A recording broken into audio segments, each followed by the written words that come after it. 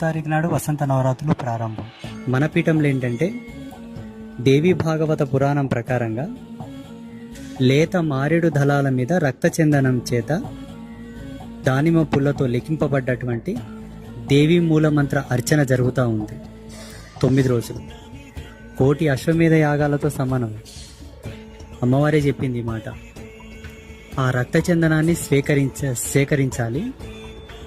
దానిమ్మ పుల్లతోటి ఆ లేపనం అద్ది ఆ బిల్వ దళాల మీద దేవి మూలమంత్రం రాసి 108 దళాలతో ఒక్కొక్క దళం అమ్మ యొక్క మూలమంత్రాన్ని చదివి సమర్పణ చేయాలని.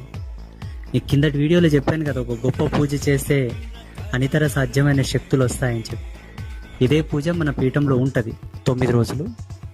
ఆ పూజ చేసేటప్పుడు ఆ ప్రదేశంలో ఉన్న ఆ ఫలితం వాళ్ళకు తప్పకుండా దక్కుతుంది.